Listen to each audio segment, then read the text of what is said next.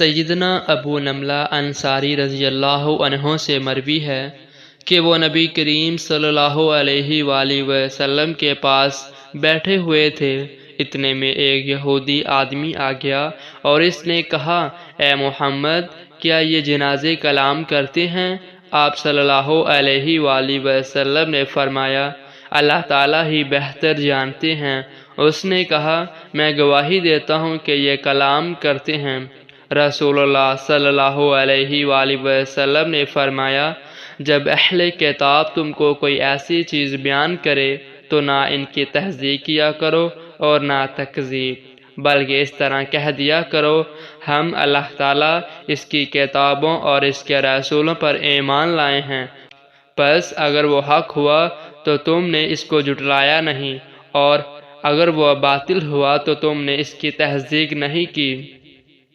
سیدنا عبداللہ بن عمرو بن عاص رضی اللہ عنہ سے مروی ہے، وہ کہتے ہیں، میں رسول اللہ صلی اللہ علیہ وآلہ وسلم سے جو چیز سنتا تھا اس کو یاد کرنے کے ارادے سے لکھ لیتا تھا، لیکن قریشیوں نے مجھے ایسا کرنے سے منع کر دیا اور کہا، تو رسول اللہ صلی اللہ علیہ وآلہ وسلم سے سنی ہوئی ہر بات لکھ لیتا ہے،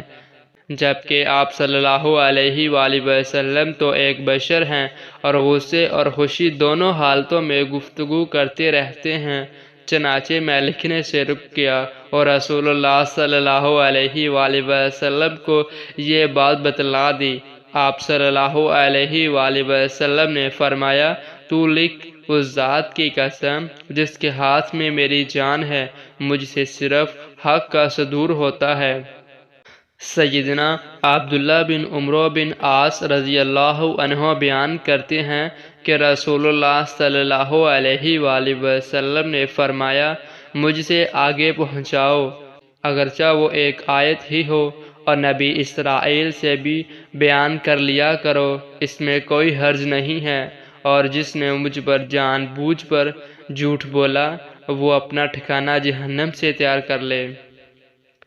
سیدنا ابو سعد خدری رضی اللہ عنہ سے مروی ہے، وہ کہتے ہیں، ہم نے کہا، اے اللہ کے رسول، کیا ہم نبی اسرائیل سے بیان کر سکتے ہیں؟ آپ صلی اللہ علیہ وآلہ وسلم نے فرمایا، جی ہاں، تم بنی اسرائیل سے بیان کر لیا کرو، اس میں کوئی حرج نہیں ہے، پس بے شک تم ان سے جو چیز بھی بیان کرو گے